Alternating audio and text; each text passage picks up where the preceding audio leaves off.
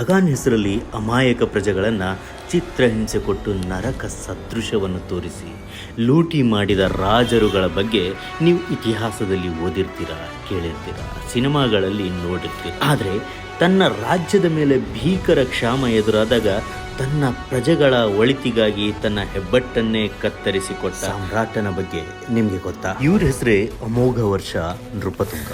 ಕ್ರಿಸ್ತಶಕ 814ರಿಂದ 880ರವರೆಗೂ, ಅಂದರೆ ಸುದೀರ್ಘವಾಗಿ 7 ದಶಕಗಳ ಕಾಲ ರಾಷ್ಟ್ರಕೂಟರ ವಿಜಯ ಪತಾಕೆಯನ್ನು ವಿಶ್ವದೆಲ್ಲೆಡೆ ಹರಡುವಂತೆ ಮಾಡಿದ ಕನ್ನಡದ ದೊರೆ. ಕ್ರಿಸ್ತಶಕ 851ರಲ್ಲಿ ಭಾರತಕ್ಕೆ ಭೇಟಿ ಕೊಟ್ಟ ಅರಬ್ ಯಾತ್ರಿಕ ಸುಲೇಮಾನ್ ಎಂಬುವಾತ ಅಮೋಘ ವರ್ಷ ನೃಪತುಂಗರ ಸಾಮ್ರಾಜ್ಯವು ಸಮಕಾಲೀನ ವಿಶ್ವದ 4 ಸಾಮ್ರಾಜ್ಯದಲ್ಲಿ ಒಂದಾಗಿತ್ತು ಎಂದು ಹೇಳ್ತಾರೆ.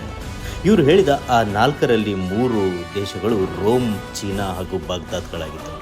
ಇವರ ಸಾಮ್ರಾಜ್ಯದಲ್ಲಿ ಒಮ್ಮೆ ಭೀಕರ ಬರಗಾಲ ಬಿದ್ದಾಗ ಜನರ ಒಳಿತಿಗಾಗಿ ಎಂದು ಕೊಲ್ಲಾಪುರದ ಮಹಾಲಕ್ಷ್ಮಿಗೆ ತನ್ನ ಹೆಬ್ಬೆರಳನ್ನ ಕಡಿದು ಬಲಿ ಕೊಡ್ತಾರೆ. ಅಂತಹ ಮಹಾನ್ ಸಾಮ್ರಾಟ್ ಇಲ್ಲಿಯೇ ಕುಳಿತು ಈ ಸಾಮ್ರಾಜ್ಯವನ್ನ ನಡೆಸ್ತಾರೆ. ಇದೇ ನಮ್ಮ ಮಳಕೆ.